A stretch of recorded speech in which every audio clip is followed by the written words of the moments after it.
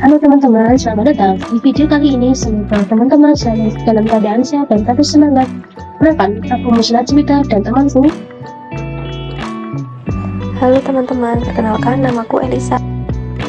Apakah kalian tahu, sekarang kita mungkin tidak nyaman dalam ruangan yang tidak disertai alat pendingin seperti kipas angin atau AC. Tidak hanya itu, di luar ruangan kita juga sering merasakan udara panas sehingga kita tidak betah berlama-lama di luar halaman. Hal-hal ini kita rasakan tadi merupakan dampak kecil dari yang ditemukan dari fenomena alam yang dikenal dengan efek rumah kaca. Jadi, di video kali ini kita akan belajar mengenai efek rumah kaca dan pemanasan global. Mungkin kalian sering mendengar istilah rumah kaca. Tahukah teman-teman apa yang dimaksud dengan rumah kaca itu? Jadi teman-teman, apakah kalian pernah mendengar istilah yang dinamakan dengan efek rumah kaca ini? Jadi, rumah kaca dapat diartikan sebagai proses pemanasan permukaan bumi yang disebabkan oleh terperangkapnya radiasi matahari oleh gas-gas tertentu di atmosfer bumi. Dalam efek rumah kaca ini juga ada prosesnya teman-teman, yaitu yang pertama, atmosfer bumi terdiri dari berbagai macam gas. Sebagian radiasi matahari yang mengenai atmosfer bumi dipantulkan kembali ke ruang angkasa. Sebagian diserap oleh gas-gas di atmosfer dan sebagian lainnya diteruskan sampai ke permukaan bumi. Selanjutnya, radiasi matahari yang sampai ke permukaan bumi dipantulkan kembali ke atmosfer. Lalu, sebagian diserap oleh bumi. Akibatnya, bumi memanas dan memancarkan radiasi gelombang merah. Efek rumah kaca yang berlangsung terus-menerus ini dan tidak kembali akan menimbulkan permasalahan, yakni pemanasan global. Pemanasan global atau global warming merupakan proses peningkatan suhu rata-rata atmosfer, laut, dan daratan bumi karena konsentrasi gas rumah kaca yang semakin meningkat tajam.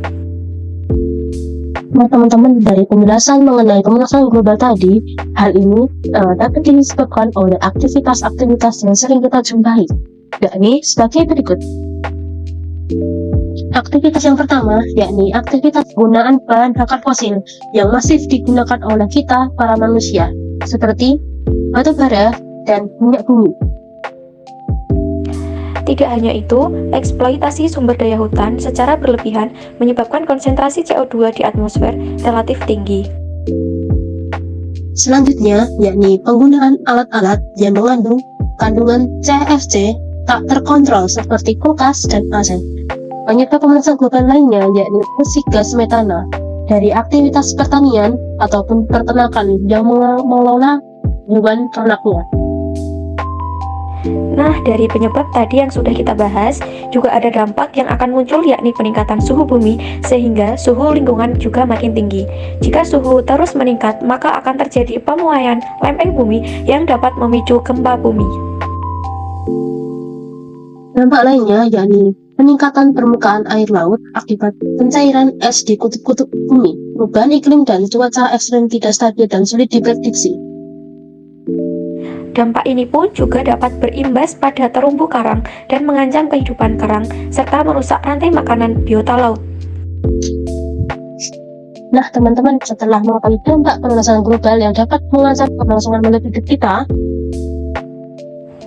jadi, kita sebagai manusia yang menjadi agen perubahan harus bisa menjaga keseimbangan alam agar dapat tetap tinggal di bumi dengan tenang.